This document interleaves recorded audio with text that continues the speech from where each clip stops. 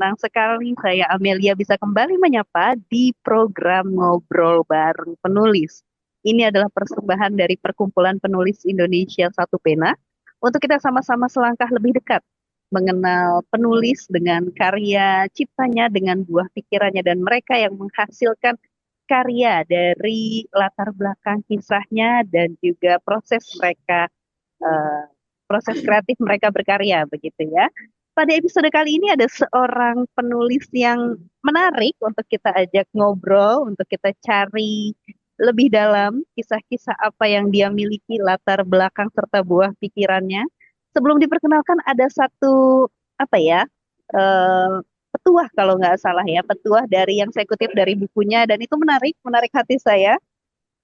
Kalau tidak tahan take, jangan tumbuh di tepi jalan. Kalau tidak tahan lanta, jangan menjadi sialang rayo. Artinya kalau tidak tahan digrogoti, janganlah tumbuh di tepi jalan.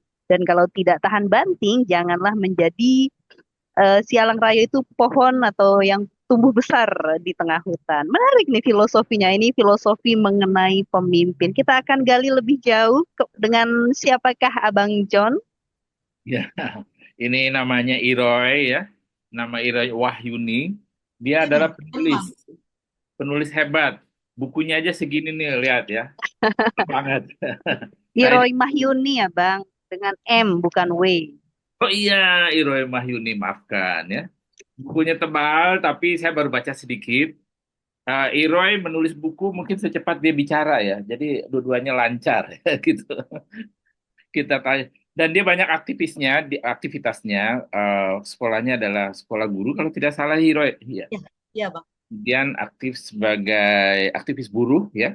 Dia guru tapi aktivis buruh. Kemudian dia menulis buku banyak banget. Dan barusan dia bilang sedang menulis buku lagi akan di launching buku puisi. Dan nanti dia akan membacakan 8 di antaranya ya. 8 puisi di akhir Wah, acara ini. Nggak boleh lebih dari 3 menit ya, Iroy. kita Oke Apa bang. kabar, nantikan. Iroy? Baik bang, baik. Senantiasa kita dalam kebaikan bang. Untuk Kak Amel, Bang Jun juga kayak gitu. Amin. Ada di mana nih, Iroy? Kayak di perpustakaan ya. Ini lagi di rumah baca bang. Yang aku pernah cerita dan waktu retreat di Satu Pena, Mhm. aku mencoba eh, jadi apa eh koleksi pribadi yang dulu menjadi kenang-kenangan waktu pernah kuliah itu aku buka untuk umum. Aku bikin rumah baca di rumah, jadi siapapun, karena tidak ada perpustakaan di desaku, jadi aku buka rumah baca di sini gitu bang. Di mana itu desanya tanpa perpustakaan? Kayaknya jauh banget. Jauh, jauh banget Bang. Namanya Desa Batu Ampar, Kecamatan Kemuning, Kabupaten Indragiri Hilir. Batu Ampar itu desa kedua setelah perbatasan Riau dan Jambi, Bang. Jadi ke Jambi itu 4 jam, ke Pekanbaru itu 7 sampai 8 jam. Waduh, Akses ke kabupaten itu 3 jam. Kalau jalan lancar ya, Bang. Kalau nggak lancar ya sampai sekitar 4 jam lah, Bang. Jadi Abang bisa bayangkan bagaimana anak-anak itu di desa saya khususnya itu menempuh mobilisasi yang jauh untuk mengakses pengetahuan, dan pengetahuan itu sangat mahal, Bang. Oh, tapi Itu masih tadi. di Indonesia kan? Masih di Indonesia, Asik. Bang. Berarti ada listrik ya di rumah ya? Hah? Ya, Berarti ada listrik. 2020 jaringan baru masuk, Bang, di kampungku, Bang. Jaringan listrik? Internet. Oh, Abang internet. bisa. Oh. Kalau internet sudah masuk, artinya sudah maju. Bisa menjangkau di mana saja, apa saja di dunia ini kan? Ya, Itulah walaupun ya, desanya jauh. alhamdulillahnya, Bang. Ya. Ngomong-ngomong, berapa judul koleksi buku Roy di rumah baca ini? eh 100 apa 200 gitu lah Bang. Karena itu juga apa mix, ada majalah gitu, tidak hanya buku kan. Ada majalah kayak majalah Tempo, majalah Gadis, zaman-zaman dulu tuh kan, kalau kita ada di Jogja itu ada namanya shopping kan. Kadang mereka itu suka jual majalah-majalah yang dulu tapi di bredel jadi satu. Nah, itu Bundel, Di bundel, bandel. bandel di, kalau bahasa ini itu di di bundel. apa pokoknya ditumpuk-tumpuk ya kan. Nah, nanti itu dijual, ada yang di-clipping-clipping gitu, Bang. Jadi Ini apa campuran hubungannya buku. Iroy di Jambi, Riau, tapi ngomongnya Jogja? Dulu sekolah di sana, Bang. Oh, sekolah apakah itu? Pendidikan dulu di Taman Siswa. Sarjana Oh, Wiyata Taman Siswa. nah itu buku Iroy bawa dari Jogja semua. Iya, karena di Riau sendiri tuh eh, jual buku itu kan aku harus biayanya sama Bang antara aku pergi ke Pekanbaru dan aku ketika misalnya harus berkunjung ke Jogja gitu. Kurang lebih lah. Oh. Jadi dan juga eh, bisa dibilang tidak begitu lengkap literasi apa penopang di provinsi itu sendiri kurang lengkap. Beberapa teman juga beli itu juga di luar gitu, di luar Riau juga. Nah, lebih banyak rekomendasi teman-teman di luar Riau sih, Bang. Bukan berarti di Riau tidak ada ya, Bang. Ada. Hanya saja mungkin ya pertama Jogja tuh lebih murah, Bang. Untuk mengakses. Tapi ya ongkos kirimnya gede gitu. Makanya sekali-sekali kalau pas ke Jogja, karena kebetulan masih ada saudara di sana yang berkuliah, nah kadang pas jenguk sekalian. Jadi ditabung-tabung dulu uangnya. Jadi begitu nanti datang ke Jogja, nah itu timing kita untuk ini kan untuk kayak berbelanja Oh, gitu. jadi Borong ya. daripada buat ongkos kirim, mending kirim orangnya sekalian. Betul. Naik bus kan Bang, 700 800 ribu sampai ke Jogja. 2 hari Oh, 1 malam. Oh, 2 hari 1 malam di wah. Jogja 800.000. Pakai makan Ya. nggak tuh? Enggak Bang, bayar sendiri. Oh, dari sejuta lah memakan ya. Iya. Ya, karena kalau kargo itu nyampainya di kabupaten Bang, nggak nyampe ke desa. Oh, Jadi berarti nanti sama harus nih. bikin travel lagi. Iroy sama Amel sama orang desa ya, Mel? Iya, betul. Dan aku bangga jadi orang desa. Orang desa yang progresif Kamel. Wes. Eh, Iroy Kak memang Iroy, kerja apa sih? Iroy eh, kerja apa Iroy? Aku buruh bang. Aku buruh, Hmm. buruh kontraktor. Nah, kalau Nomaden lah bang. kalau Iroy Eh, guru, kemudian memborong buku gitu, gajinya gede banget ya? enggak bang. Itu tergantung bagaimana ininya aja. Nabungnya gimana gitu bang. Kalau karena kan menjadi bagian dari generasi sandwich itu kan menulis dan membeli buku itu kan tidak prioritas, Bang. Itu hanya semacam cara aku untuk merawat kayak hobi-hobi atau impian-impian yang waiting list lah untuk dilakukan. Karena sebenarnya niat di hati sih itu tersimpan baik gitu. Nah, dan cara merawatnya seperti itu. Tapi kalau dikatakan cukup ya tidak gitu. Karena menjadi bagian dari generasi sandwich itu kan ketika misalnya di kampung itu terkadang situasi generasi sandwich itu lebih ekstrim daripada yang kita bayangkan gitu. Karena kadang kan di rumah itu tidak hanya ada ibu ayah, adik kakak, tapi bisa ada nenek, bisa ada adik sepupu gitu-gitu kan. Nah, rata-rata teman-teman di yang bekerja gitu di kampung ketika misalkan dia sudah menghasilkan ya secara otomatis dia harus membagi peran ya bukan hanya untuk dirinya gitu tapi untuk keluarganya gitu Bang. Jadi nulis sandwichnya dan banyak beli layer ya. buku ya gitu Kak. Jadi membaca membeli buku atau menulis tuh pekerjaan yang bisa kita lakukan itu ya di sela-sela waktu yang kita punya gitu. Bukan hal yang mewah lah sebenarnya. Beli buku, nulis itu hal yang mewah ya buat buat pekerja gitu, Bang. Nih, Amel, apa Hmm. Iroy ngomong-ngomong generasi sandwich, nggak semua penonton kita tahu loh artinya itu Iroy. Boleh dijelaskan?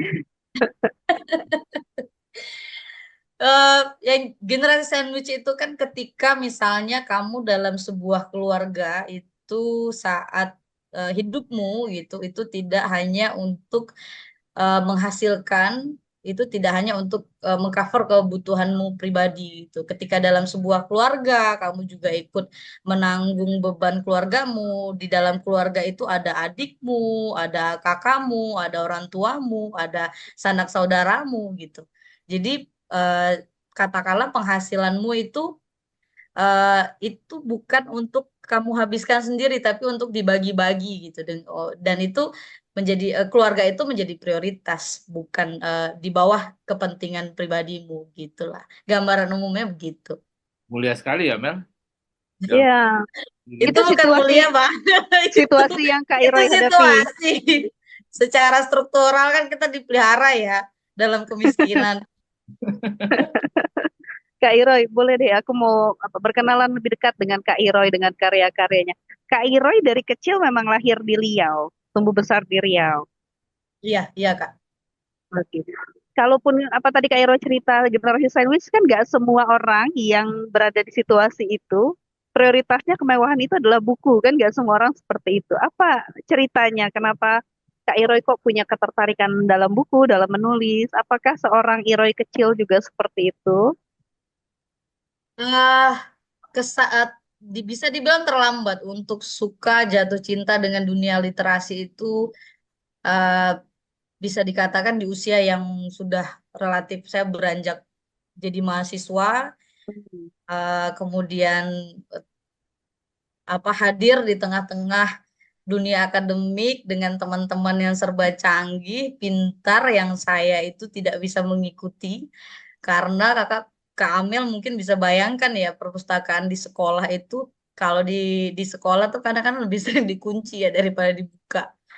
Jadi bisa dibayangkan pengalaman bacaku itu bagaimana gitu, Bang.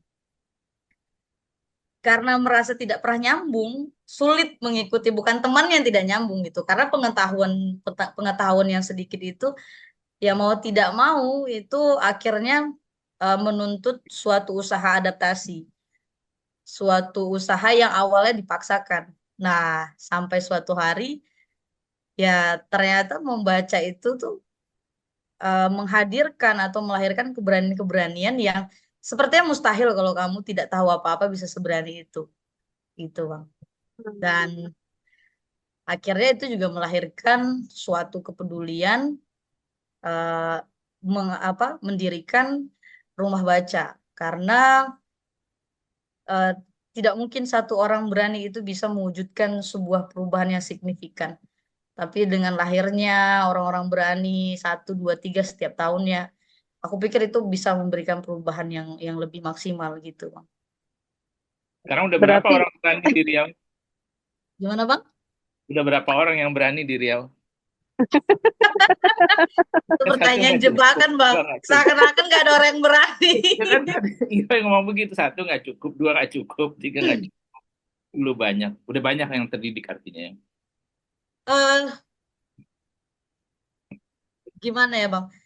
Terkadang yang punya kesempatan untuk belajar mengenyam pendidikan di perguruan tinggi itu berbeda dengan bagaimana kemudian kamu sebagai apa orang yang punya kesempatan mewah bersekolah itu bisa menetapkan keberanian atau menentukan sikap untuk memilih apakah kamu berada pada suatu kesadaran untuk berlawan atau kamu menjadi orang yang pasif mengikuti alur yang diperuntukkan olehmu, diam dan menunggu gitu, Bang. Itu saja.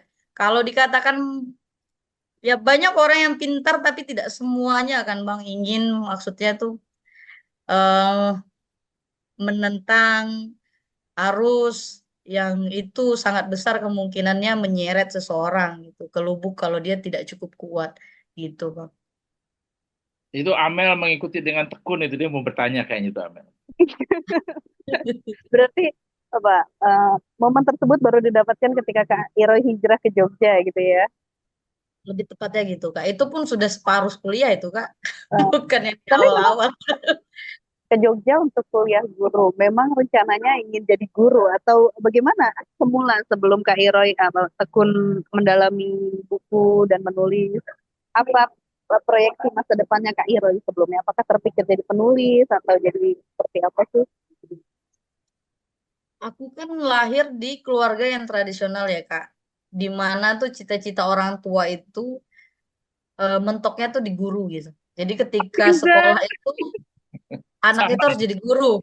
anak Apa aku desa gimana? sama juga. kita. Jadi seakan-akan cita-cita di seluruh dunia ini cuma jadi guru, Kak. Gak ada cita-cita yang lain. Jadi Nah, Betul. montir gitu nggak ada ya.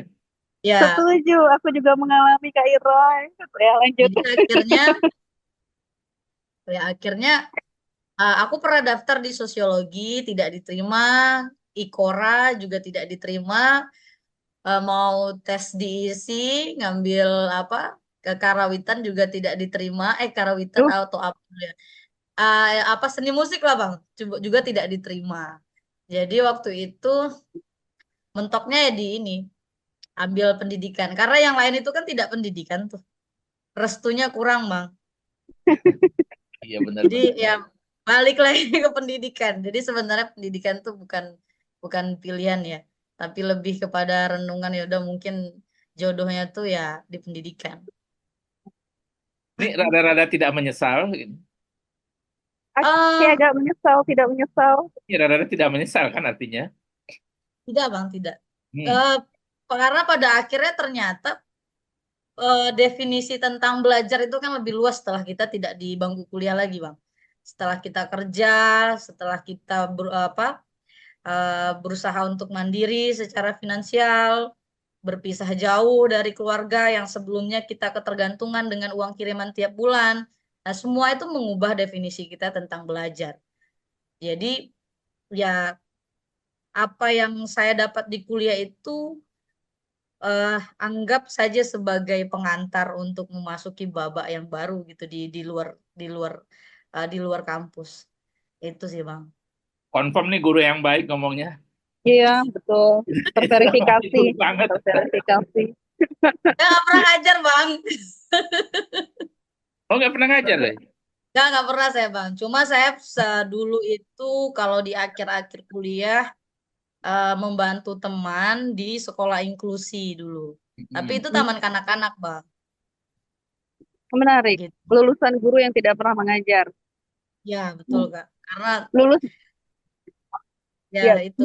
selama di Jogja itu berarti apa udah mulai menulis atau masih coba apa memperkaya diri dengan bacaan-bacaan atau gimana? eh Menulis mulai tapi pada tahap belajar, Kak. Karena kan em, mengawali kreativitas menulis tanpa pengetahuan itu kan serba salah ya rasanya, Bang. Ketika kita diskusi, kita lebih banyak mendengarkan. Ketika kita menulis, kita lebih banyak membaca karya teman lebih dulu daripada sambil kita menulis karya sendiri. Nah, itu saya alami dan proses cukup panjang. Mencoba untuk mengirim ke penerbitan juga sudah dan tidak ada yang diterima. Yang begitu-begitu, Bang. Dan eh tapi gimana ya? Karena proses saya tuh singkat, Kak. Bisa dikatakan tuh semester 6 atau 5 deh. 6, 6, 6 gitu. Saya memulai. Jadi proses belajarnya singkat dan pengalaman untuk mencoba itu pun singkat gitu. Karena ketika tamat kuliah, eh, saya harus menyesuaikan dengan bangunan finansial keluarga, harus bekerja. Nah, di justru saya menjadi lebih berkomitmen untuk menulis itu ketika saya jadi buruh gitu, ketika saya bekerja. Cuma pondasi yang saya buat sambil belajar itu ketika saya kuliah gitu, Bang. Kenapa berhenti mengirim Ya, naskah supaya dimuat apa masih terus? Konon sih Hmm, kayak Taufik Ismail, puisinya yang 1000 yang dikirim baru dimuat pertama itu. Jangan cepat menyerah. nah itu eh jadi, Bang, saya itu kan mahasiswa yang biasa saja, eh kemudian apapun skill keterampilan survive juga biasa saja, dan terkadang justru kita lebih lebih sulit buat beradaptasi karena saat kita mencoba masuk ke dalam sebuah komunitas, orang-orang yang biasa saja. Biasanya kan lebih cenderung untuk pasif ya, mendengarkan, membaca gitu. Kayak misalnya tuh tidak tampil percaya diri, kemudian eh, agak ada kekhawatiran saat kita menerima evaluasi, karena evaluasi itu kan eh, sangat mencerminkan bagaimana kita berproses gitu. Nah, itu yang akhirnya membuat saya tuh lebih kepada eh, mendukung gitu ke teman-teman yang ingin menulis gitu, bukan mendukung karya sendiri gitu, Bang. Sambil dulu kita punya namanya Majalah Nusantara gitu. Majalah Nusantara itu majalah yang diinisiasi oleh kawan-kawan Ikatan Pelajar Mahasiswa Daerah di DIY, ya kerjasama dengan Menpora DIY. Jadi saya lebih aktif di situ gitu, Bang. Jadi apa? Dulu saya pegang Jogja Corner gitu. Wah, Saya belajar di situ gitu. Tapi jadi saya nggak pernah punya pengalaman di kampus, katakanlah ada, karena di kampus juga tidak ada kerjasama kan dengan penerbit luar yang itu punya kegiatan mengkristalisasikan karya-karya mahasiswanya. Itu tidak ada. Jadi eh, khususnya di fiksi ya Bang, karena aku konsentrasi nulisnya kan di fiksi gitu, di seperti novel atau kumpulan puisi. Nah, jadi ya itulah Bang. Bisa dibilang aku hanya apa, menikmati dinamikaku menjadi mahasiswa yang biasa saja. Ya datang, mendengarkan. Kalau misalnya tidak cocok ya aku tinggalkan gitu tanpa berusaha mendebat, katakanlah. Karena berdebat di dunia akademik itu, kalau kita kan harus cukup punya pisau ya Bang untuk melakukan perlawanan. Tapi bagi orang yang setengah-setengah, bisanya coba sekedarnya saja, ya memilih untuk diam dan kalau tidak cocok meninggalkan, ya itu opsi yang paling ini Bang, paling bijaksana. Saya merasa tersindir ini. Bagaimana? Gitu lah Tapi Bang. di sini Iroy sekarang ngomongnya kalem, padahal ya waktu di retret tuh berisik banget Iroy. Kok beda ya? enggak kalem, tajam tapi kalem tapi tajam Oh, ya. kalem lebih tajam memang. Oke. Berarti kepercayaan dirinya sudah muncul sekarang Kak Iro ya. Ya. Eh, bukan kepercayaan diri sih Kak, tapi Apa? lebih kepada tuntutan realitas. Oh, apa itu Teman saya maksudnya? bilang gini, jadi eh, dan itu menjadi pijakan untuk menjadi penulis yang kuat, punya value dan berdedikasi menurut saya gitu Bang. Ketika misalkan saya harus menganggap bahwasannya menulis itu adalah aktivitas spiritual yang kalau saya nggak yakin jangan saya lakukan gitu. Jadi kalau saya yakin ya lakukan saja, lebih seperti itu gitu. Jadi jangan sampai kamu eh, beribadah tapi kamu lupa berniat gitu Bang. Yang menulis sih juga seperti itu pada akhirnya di kepala saya. Walaupun untuk memberitahukan untuk menyimpulkan hal demikian ya, aku juga melewati proses yang katakanlah ya sangat tidak percaya diri gitu. Pernah memutuskan untuk tidak menulis lagi, dan kemudian ya Tuhan membuka jalannya untuk aku akhirnya menyadari gitu. Ternyata penolakan, tidak disukai, tidak terkenal gitu, tidak populer itu bukan sebuah alasan untuk kita berhenti menulis gitu, Bang. Ya karena menulis itu sendiri adalah perjalanan spiritual kita atas apa yang kita yakini gitu. Dan apakah itu akhirnya apa? Melahirkan hal-hal yang katakanlah tidak begitu populer, ya keyakinan itu kan demikian, Bang. Gitu. Ada yang pengikutnya banyak, ada yang pengikutnya sedikit. Dan tapi ini bukan tentang pengikut, bukan tentang followers ya, tapi pada nilai-nilai yang coba kita perjuangi dan yakini gitu, Bang. Emang ketika Iroy menulis tuh ekspektasinya apa ya? eh saya kan Ekspektasi. menulis, konsentrasi saya itu mengangkat isu perempuan, Bang. Alasan pragmatisnya, pertama saya perempuan. Dan kedua, perempuan itu mengambil tempat di seluruh aspek kehidupan, tapi dia tidak pernah punya kesempatan yang setara sebagai manusia gitu.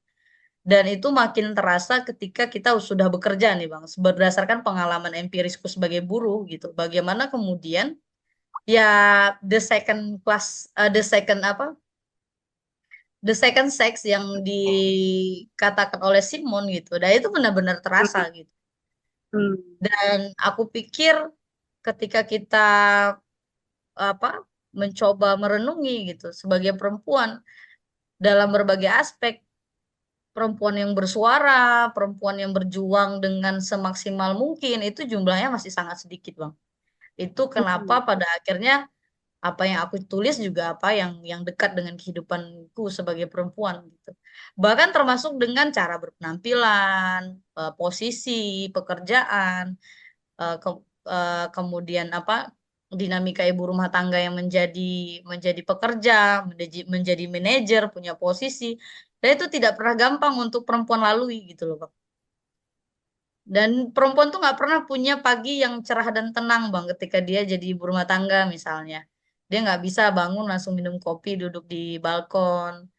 Nah, itu hal-hal yang hampir eh, tidak merdeka untuk dikatakan bahwasannya ya, tapi itu situasi yang real gitu.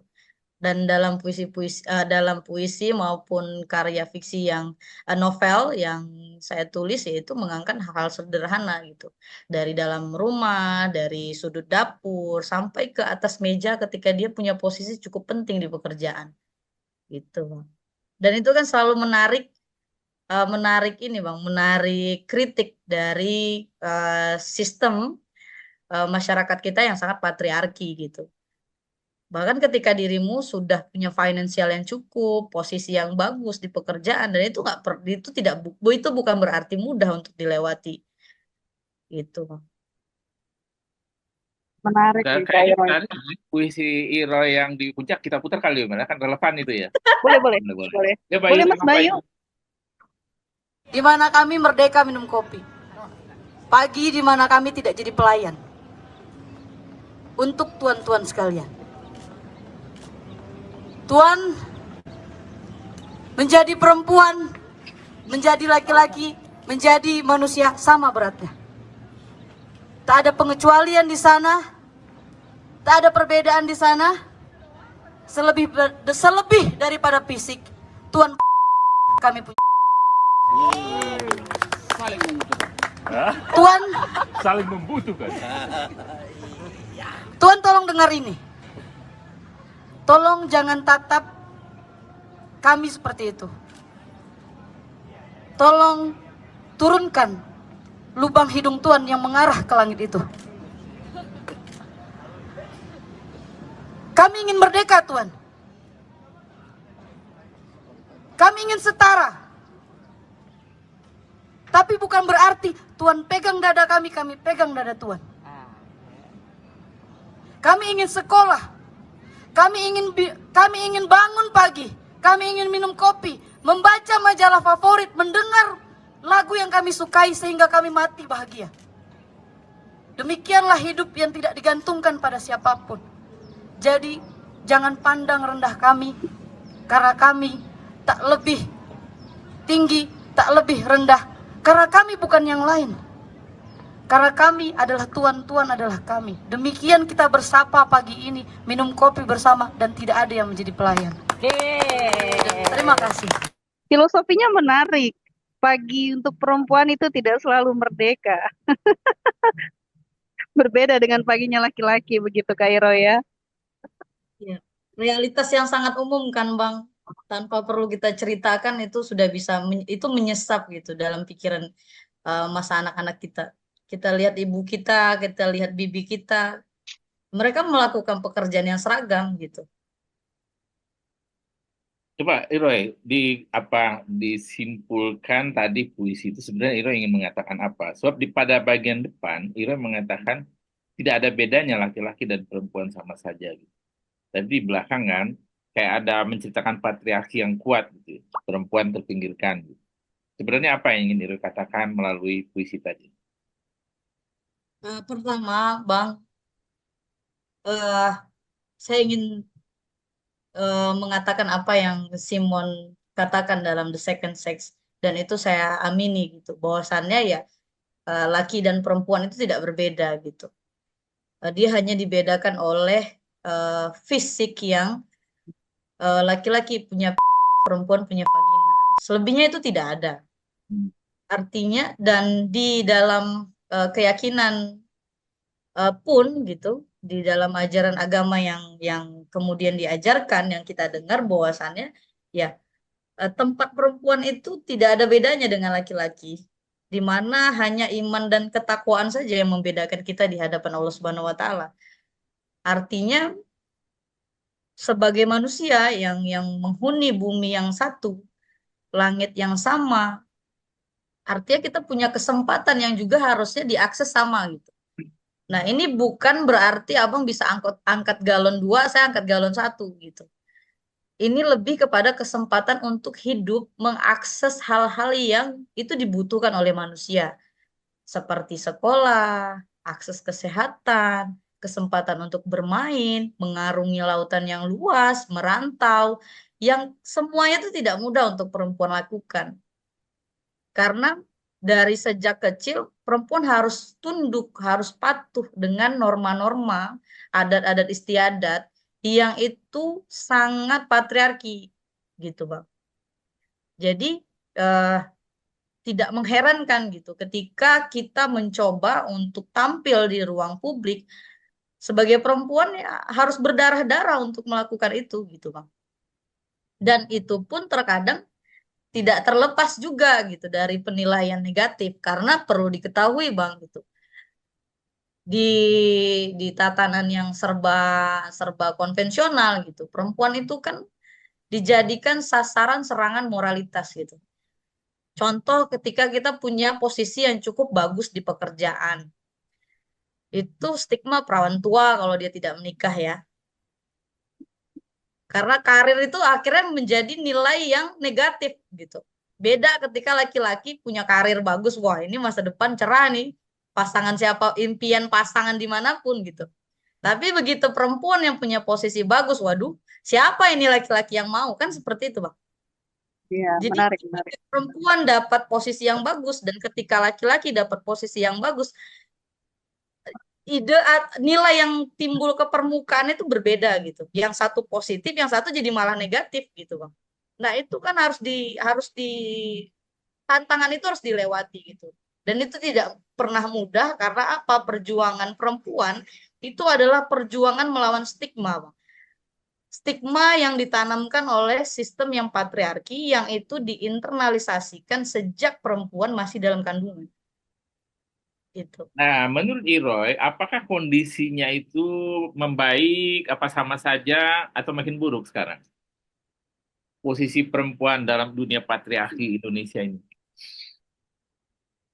Tentu semakin terbuka ya, Bang. Hmm. Peluang itu semakin semakin lebih mudah diakses. Tapi juga situasi-situasi yang diperjuangkan ini juga masih relevan, Bang, gitu.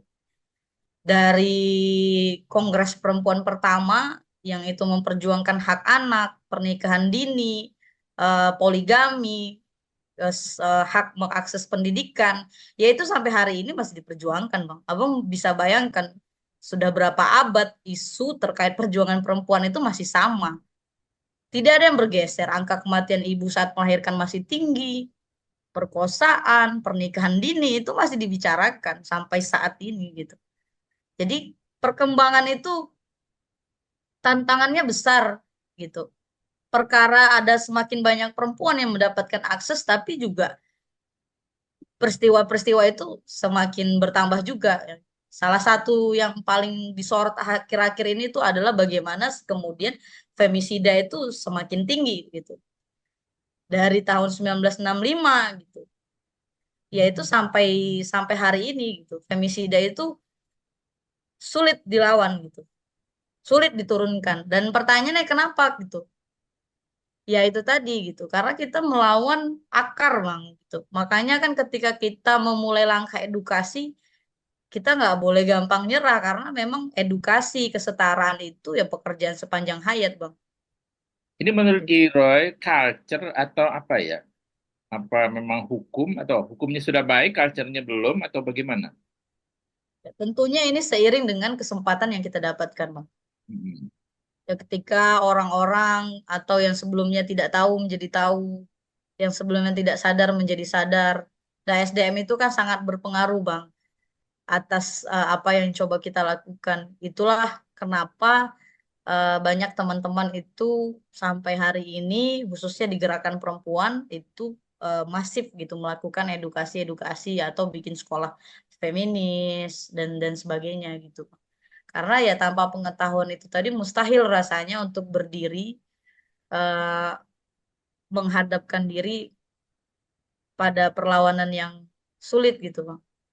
Dengan pengetahuan dan keberanian saja kita masih berdarah-darah gitu, Bang. Apalagi tidak sama sekali. Sehingga terkadang seringkali gitu banyak teman-teman perempuan yang sulit gitu keluar dari situasi manipulatif gitu yang sebenarnya itu tidak memerdekakan gitu.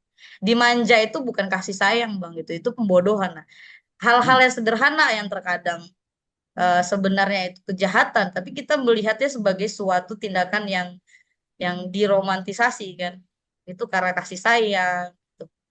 Karena cinta gitu. Padahal itu pembodohan gitu. Yang tanpa sadar kita amini bersama-sama. Yang terkadang ya musuh kita, lawan kita yaitu teman-teman perempuan itu sendiri gitu, Bang. Ini menarik nih, dimanja itu artinya kebodohan melawan hukum. Gimana Mel? Amel, Amel lanjutkan Mel. Perspektifnya menarik, perspektifnya Kak Iroy menarik. Jadi artinya semangat-semangat itu feminisme yang Kak Iroy bawa dengan tujuan adalah perempuan bisa menikmati pagi yang sama, pagi yang merdeka sebagaimana laki-laki itu dituangkan dalam bentuk tulisan, dalam bentuk buku, begitu Kak Iroy. Bener-bener, Kak. Sudah berapa buku Kak Iroy buat sejauh ini? Eh, Sejak 2021 itu aku mencoba mencoba mengkristalisasikan ya, Kak. Jadi tidak hanya menulis, aku mencoba mendirikan self publishing namanya Hmm, Pustaka Paunilo. Jadi di Pustaka Paunilo itu aku dibantu oleh salah satu temanku. Dia membuat ilustrasi, cover dan layout. Sementara aku menulis, mencetak dan menjual sendiri gitu. Nah, ini hanya hidup di circle antar teman sebenarnya. Seperti yang pernah aku ceritakan dengan Bang Bang John gitu. Bahwasannya jualan itu bukan bukan bukan prioritasku gitu, tapi dalam kegiatan spiritual itu benar-benar ini hanya sekedar bagaimana aku merawat keyakinan yang coba aku sampaikan melalui novel, kumpulan puisi seperti itu. Jadi ada 5 yang eh, satu satu kumpulan puisi, empat empat novel gitu. Dan semuanya tentang perempuan. semuanya soal Kenapa isu saya nggak ada perempuan. ininya puisinya, Roy? Iya, Bang, karena eh, setelah mencoba mendirikan self publishing di situ akhirnya saya paham, Bang, mengapa tantangan sebuah penerbitan itu sangat sangat berat gitu, Bang, karena ongkos produksi, setelah kita produksi menyebarkannya bagaimana, dan saya sangat sangat sangat tersentuh dengan tantangan itu, Bang. Makanya juga saya menyesuaikan, kadang dalam 1 tahun itu saya hanya menerbitkan satu, mentok-mentok itu 50 eksemplar dari tabungan yang saya simpan. Misalnya dari pendapatan setiap bulan itu saya simpan berapa. 1 tahun sekali, Bang, saya nerbitin itu gitu, sejak Nggak, 2021. mungkin pakai angka lebih gampang saya membayangkannya kali ya. Roy. Maaf kalau misalnya tidak keberatan misalnya buku ini ya. Berapa eksemplar dicetak, berapa harganya, harga cetak. Oh, Terus supaya yang lain juga tahu, banyak yang nanya sama saya tentang penerbitan buku, bayangannya mahal. Mungkin kalau Roy bisa menceritakan versi Jogja katanya murah ya. Bisa 50 eksemplar gitu kan. Gimana sih kondisi apa Roy mencetaknya bagaimana caranya? dan biasanya tuh saya tanya dulu ke penerbitannya, Bang, bisa mock up dulu nggak gitu. Jadi sebelum mencetak dalam jumlah yang banyak itu dicetak, ada penerbitan itu biasanya dia, kalau yang saya temui, sebut merek boleh nggak ya? Boleh aja. Jangan nggak ini? Jadi saya Ya. tuh nyetaknya di Diandra. nama tempat cetaknya Diandra. Nah, di Diandra itu boleh nyetak 4 eksemplar bang, Hmm. Hmm. gitu. 4 eksemplar ini itu beda harganya ketika kita nyetak misalnya 20 eksemplar ke atas gitu. Ya beda-bedanya cuma 1.000 2.000 3.000 bang. Cuma kan bagi saya tuh besar Ya. berarti. Nah jadi eh, saya ini kan self publishing bang gitu. Eh, Kebetulan sekalipun yang layouter, yang bikin cover, yang bikin ilustrasi itu adalah teman, dan teman itu juga saya bayar layak gitu bang. So, juga saya berikan apa apresiasi yang sesuai standarnya dia gitu bang, bukan yang saya tentukan sendiri gitu. Ya ini bukan project thank you lah, semacam itu Hmm. gitu.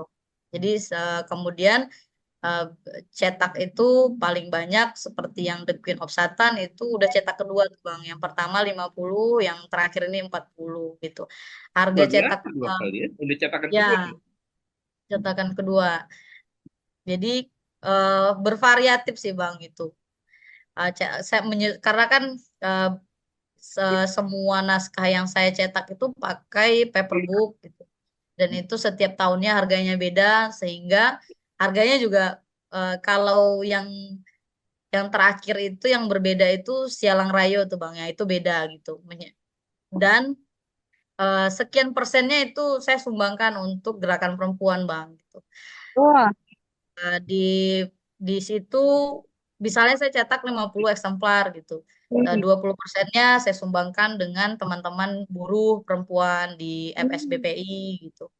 Karena itu ada teman-teman gerakan dulu yang saat saya mahasiswa saya juga banyak belajar dari mereka. Nah, terakhir-terakhir juga buat teman-teman di marsina.id itu adalah gerakan kolektif kawan-kawan perempuan gitu. Kumpulan teman-teman juga dulu saat kuliah dan kita menghidupi Marsina ID itu bersama-sama gitu, Bang. Nah, semua orang berkontribusi, Bang gitu. Kayak misalnya Pimretnya itu juga nulis, para puan, bikin film dokumenter, angka jadi suara. Nah, itu adalah langkah-langkah untuk menghidupi gitu, menghidupi organisasi itu Eh, gitu. cetaknya offset atau digital ini? Apa jadi buku fisik semua, Bang. Tidak ada yang online-nya, Bang. Enggak, maksud Tidak saya ada PDF. teknologi cetaknya pakai mesin offset atau pakai kayak fotokopi gitu, digital. Sepertinya digital ya Bang, kayak fotokopi gitu Bang, kayak masih zaman Oh, itu masih murah yang ya dulu ya. jadinya ya? Gimana Bang? Murah harganya ya? Ah, karena pertama kan tujuannya tuh gimana ya Bang? Jadi malu saya. Bukan harga jual nih, harga produksinya jadi murah ya.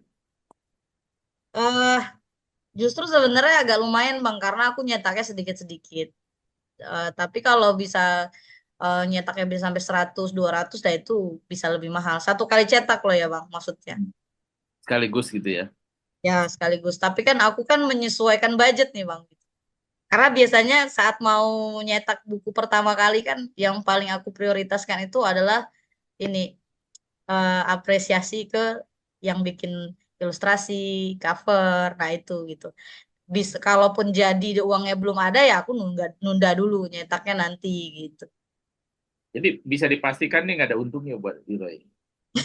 Iya. Gak ada. Jadi lebih kegiatan berderma ya Kak Iro ya, luar biasa. Besok ininya layout man-nya penggambar dibayar secara profesional gitu. Itu kan Iya.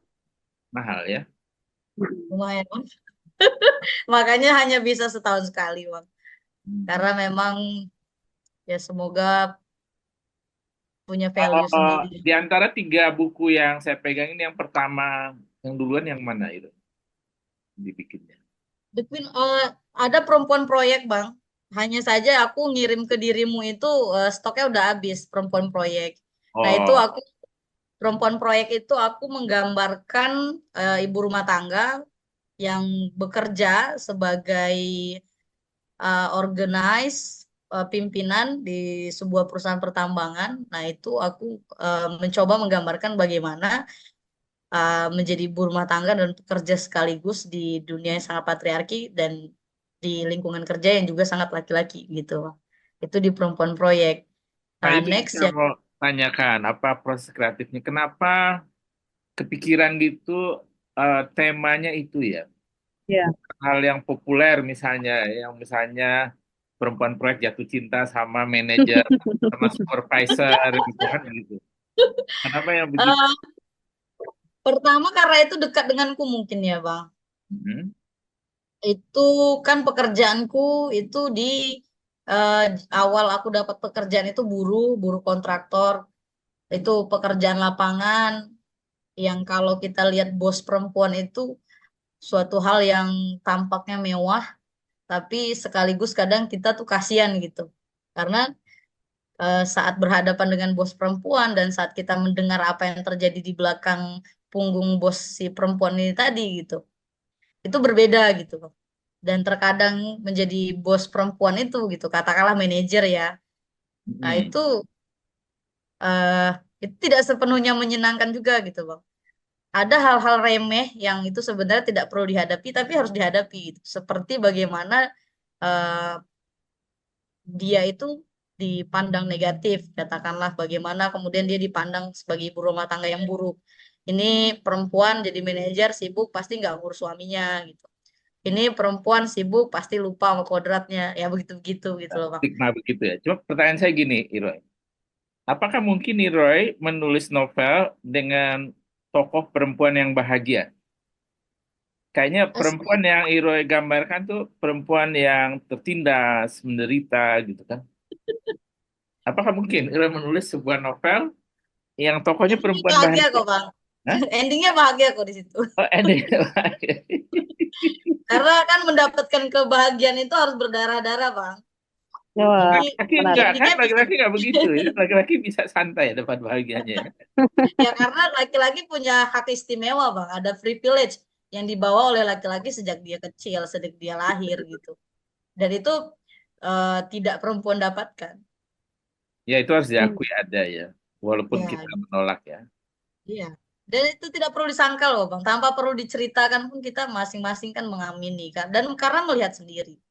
Iya, saya sih merasa saya lebih disayang sama ibu saya daripada adik perempuan saya. Kak Iroy, Gitu. tapi yang menarik dari Kak Iroy adalah soal kepenulisan ya, soal buku. Kak Iroy tahu bahwa saya menulis, mau saya cetak pun tidak akan memberikan keuntungan pada saya. Bahkan ketika ada keuntungan, sekian persennya disumbangkan untuk teman-teman aktivis begitu ya. Kalau itu bukan dimotori oleh ketertarikan atau rasa peduli yang tinggi tuh nggak akan seperti itu semangatnya tuh Kak Iroy. Bagaimana itu konsisten menulis, bahkan bukunya tuh tebal-tebal, yang kemarin saya terima berapa halaman, 1.700 berapa halaman itu ya, itu luar biasa itu Kak Iroy. Bagaimana menjaga spiritnya itu? 1164 halaman. Iya.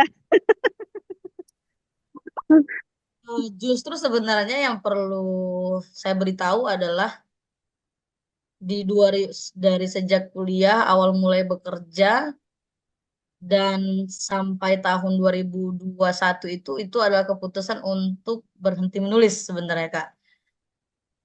Karena ya seperti yang dirimu katakan gitu. Eh, Menulis itu akhirnya jadi melelahkan ketika saya menempatkan target gitu di ujungnya.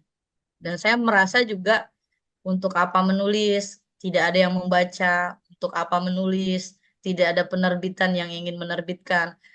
Eh, Tidak, sepertinya peluang untuk membuat apa yang kita pikirkan itu terbaca dan sampai di tangan orang banyak itu hampir mustahil. Jadi saya pikir karena saya kan di pendidikan, ya sudahlah. Saya mencoba untuk apa membuat sebuah dokumentasi saja. Sampai kebetulan saya bertemu dengan seorang teman lewat kenalan di penerbitan yang mengatakan pada saya dan itu apresiasi yang akhirnya membuat saya memutuskan untuk ya bikin market sendiri gitu. Dan teman saya itu bilang begini, Roy ini yakin hanya untuk kamu bikin dokumentasi gitu. It- Terus saya bilang, ya yakin kenapa gitu.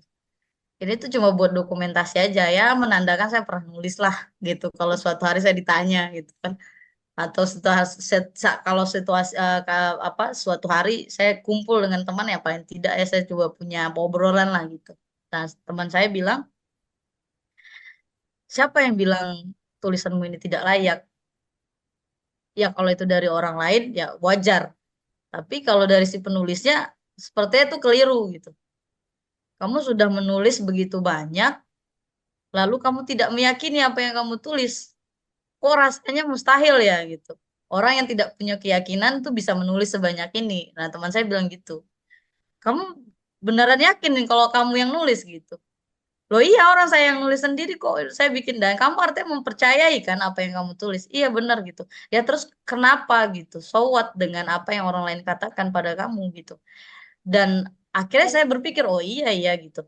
Menunggu untuk diterbitkan, membranding diri sebagai penulis terkenal, itu hanya menghabiskan waktu saya gitu, Bang.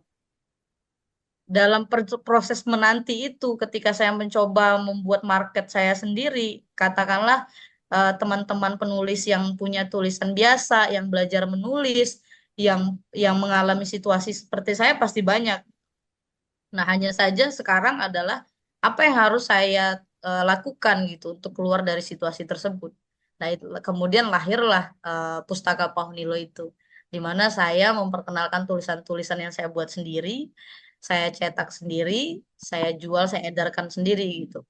Dan dan itu saya yakini sepenuhnya sebagai jalan untuk menyebarkan apa yang saya yakini gitu. Dan untuk apa? Dan akhirnya saya punya pijakan yang kuat dari apa yang sudah saya alami bahwasannya yaitu tadi gitu.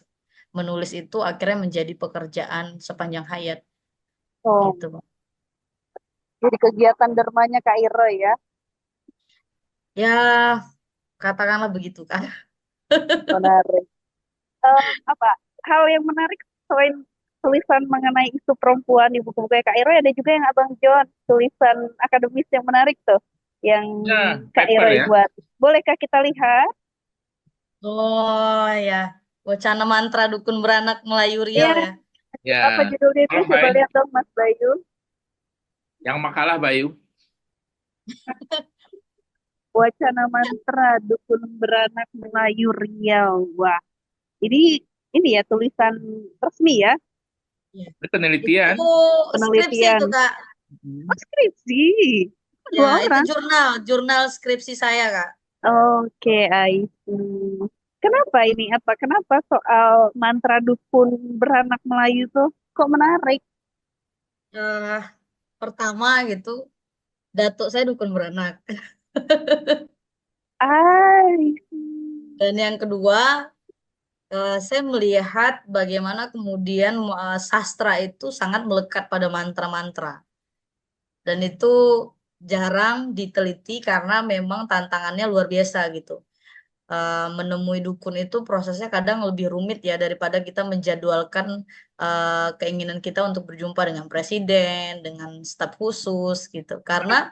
Oh Kita gitu. harus karena kita harus mengikuti selera dukun tersebut gitu. Dan terkadang untuk membangun komunikasi dengan dukun sendiri itu panjang kali lebar dan belum tentu kita pada pertemuan pertama, kedua itu sudah mendapatkan data yang kita inginkan gitu.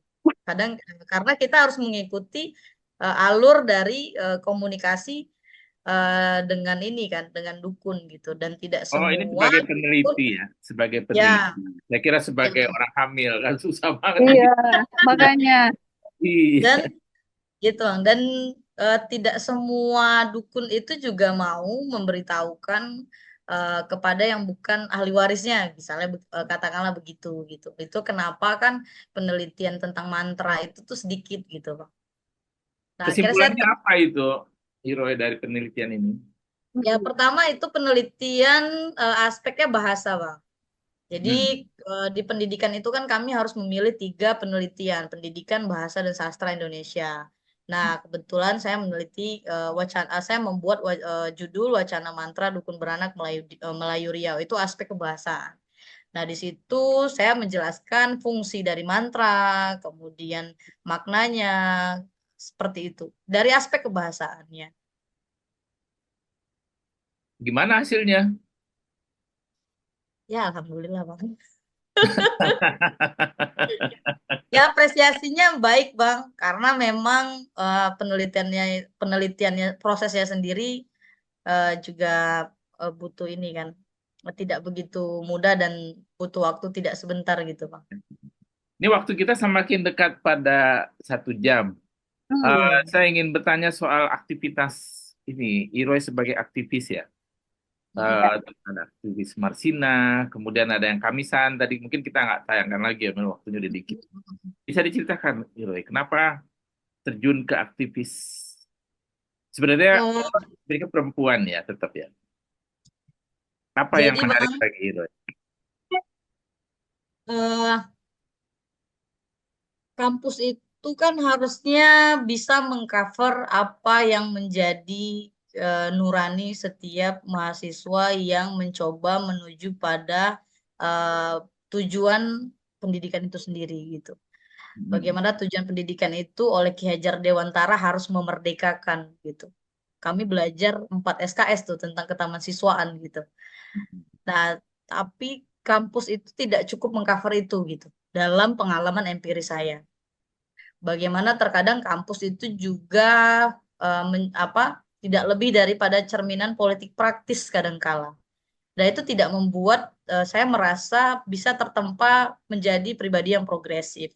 Sehingga saya mencoba berteman dengan teman-teman di luar kampus gitu.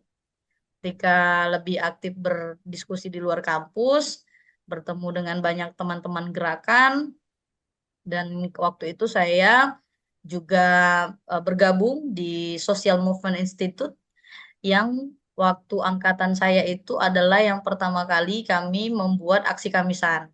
Nah, sempat jadi koordinasi Kamisan tuh Bang di Jogja bersama pendiri Social Movement Institute gitu.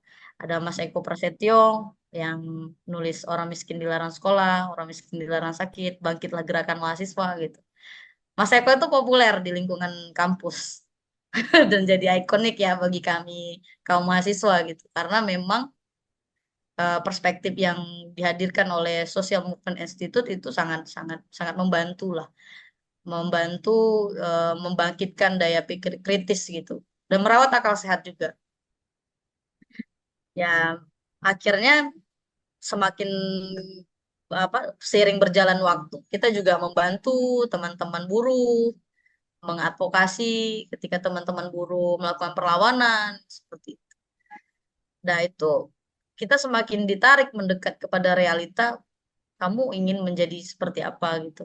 Ketika kamu lahir dan lulus sebagai uh, gelarmu SPD, apakah kamu akan mengajarkan kebajikan? Apakah kamu akan membawa peserta didik pada tujuan pendidikan yang memerdekakan? Ketika kamu jadi dokter, apakah kamu akan melayani orang-orang kaya, mengobati orang-orang yang hanya mampu membayar, atau kamu benar-benar menolong orang-orang yang membutuhkan? Nah, itu pilihanmu gitu, Pak. Nah, pilihanku itu lebih didorong oleh realitas yang juga aku lihat dengan mata kepala sendiri gitu. Dan akhirnya aku juga jadi buruh, Bang. Dan realita itu tidak saja dekat gitu. Akhirnya aku menjadi bagian kan. Bagaimana eh, sistem yang sangat kapitalistik itu tidak akan pernah membuat kamu kaya. Dan tidak ada orang-orang yang bercita-cita untuk menjadi buruh, Bang. Setelah bekerja, semua orang ingin keluar gitu dari keterikatan, dari ketergantungan.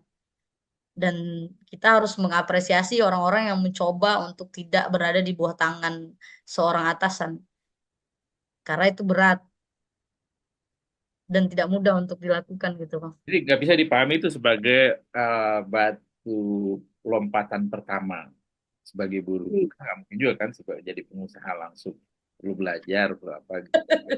Nggak bisa dianggap begitu. eh Usaha itu kan lebih didorong kepada ini Bang, apa namanya, kecenderungan kita lebih tertarik kemana ya Bang.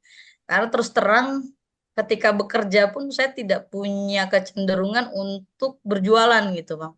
Bahkan ketika saya mencoba, ini bisa jadi duit nih sebenarnya gitu Bang. Tapi rasanya untuk hidup dan bergabung dengan teman-teman untuk mendirikan apa jalan juang yang cukup terjal gitu. Saya lebih memilih ke sana gitu, Bang. Walaupun sebenarnya kalau kita mengikuti kepentingan pribadi ya itu bisa bisa lebih menguntungkan gitu, Bang. Dan saya bersyukur saya masih punya beberapa teman yang itu cukup gigih berlawan gitu, Bang. Dan itu menyelamatkan kalau saya pikir. Ya naif ya, Bang, sebenarnya terdengar ya. Tapi ya ya sampai sejauh ini ya saya pikir saya masih masih berpegang teguh dengan nilai-nilai itu gitu, Bang. Mantap. Balik lagi ke pilihan yang Iya, jalan Ya, yang dipilih begitu Kak Iro ya. Dan Kak Iro memang sudah sejak awal memilih jalan tersebut. Dan menarik karena punya sudut pandang yang matang begitu mengenai perjuangan yang sedang dilakukan. Itu juga terlihat dari buku-bukunya Kak Iro sih. Amel, kayaknya kita udah 1 jam nih. Saatnya Iroy baca puisi. Iya, oh iya, menarik. Ayo Iroy, Penasaran nih 8 puisinya puisi. nih. 8 puisi sebagai penutup obrolan kita kali ini. Silakan Kak Iroy. ya Kak.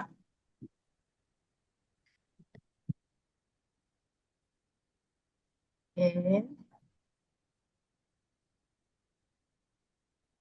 Puisi pertama namanya Bunga Puan.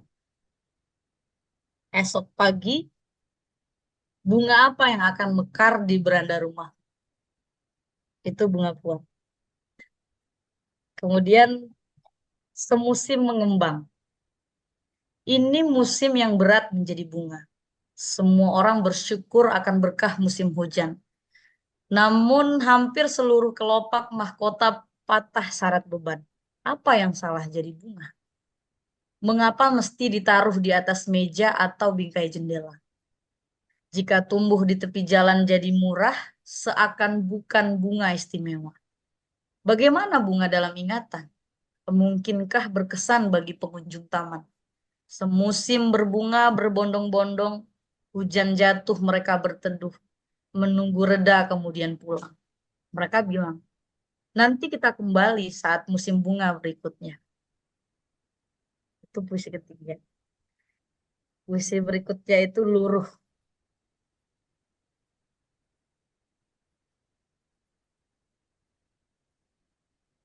Luruh. Setak berdaya apa aku di musim bunga adalah tidak berkembang. Sementara datangnya hanya sekali. Esok seperti apa maksudmu itu? Tidak kawanku. Aku hanya punya hari ini. Musim yang akan datang mungkin ada bunga sepertiku, tapi itu bukan kita. Tidak juga aku yang akan kehilangan cara mengingat bahwa kesempatanku adalah sekali dan peran itu adalah gagal. Menjadi pesan bagi esok untuk lebih berlapang dada. Puisi berikutnya itu lesap. Seulas senyum jatuh pada musim bunga yang singkat. Dedaunan kering musim kemarau ingat benar aroma pagi yang dihempaskan oleh angin. Hembusan lembut meminta bantuan mencari arah kepada pejalan kaki yang tersesat. Berikutnya lekang. Kisah guguran pohon parah yang bercukur, mendekatkan kemarau pada banyak jalan, setapak ragu pada banyak rencana dan tujuan. Keindahan yang begitu tega pada bumi yang selalu rela. Rimbunan semak di bawah jatuhan yang tak terhingga, melayu pada perasaan yang tidak terselamatkan. Puisi berikutnya dendam apa? Oh, aku yang rindu pada kejauhan. Tidakkah siksamu begitu cepat pada pembalasan yang seharusnya belum aku dapatkan? Padahal aku ikut menyusur sungai yang sama. Mengapa lubukku begitu dalam? Kemudian, hidup berjalan dalam suka dan duka yang tidak pernah akur. Karena itu menjadi urusan masing-masing. Yang disatukan oleh cinta memulai langkah barunya. Tali kasih putus dalam tambatan akar yang rapuh. Tebing pipi merona kehilangan rasa rindunya. Hanya ada telaga di dagu yang tetap penuh dan tenang. Oke, itu Kak. Luar Ya, biasa. Itu puisi itu soal puisi. bunga, tapi Ini dari Kapan sudut puisi yang pandang terbitnya yang lagi berbeda. mau Iroy? diterbitkan, Kak. Kapan terbitnya Iroy? Ini lagi proses ilustrasi sama cover, Bang. Doakan bulan depan itu aku udah bisa cetak. Saya nggak Amin. doakan, saya mau beli aja. Ya, saya juga. Terima kasih, Bang. Bisa dicari di mana bukunya, Kak? WA, di WA. Satu-satunya market itu yang apa? Yang saya buat itu hanya di ini Kak, hanya di IG saja. Bisa di Oke. DM di IG Pustaka Paunilo. Biasanya nanti saya akan bikin pengumuman pre-order Kak. Nah, biasanya saya nyetak begitu Bang. Jadi saya tanya dulu ke teman-teman, siapa yang mau beli? Saya mau nyetak nih. Baru biasanya saya ngukur dari situ, oh saya nyetaknya segini, saya Ah, udah nyetaknya ada dua. segini. Sekarang udah ada dua yang pre-order. Ya Ah, oke, udah terima dua kasih itu. banyak.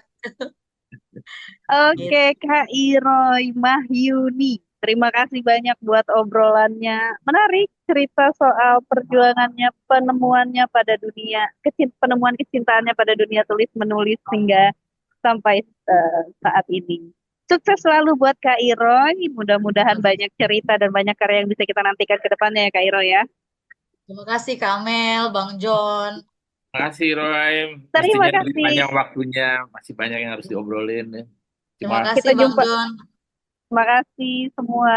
Kita jumpa lagi Sukses di selalu. obrolan. Kita jumpa lagi di ngobrol bareng penulis episode selanjutnya. Semoga banyak hal yang bisa kita ambil dari kisah inspiratif yang kita bawa pada episode kali ini. Akhir kata, salam sehat, salam satu pena, salam literasi. Sampai jumpa.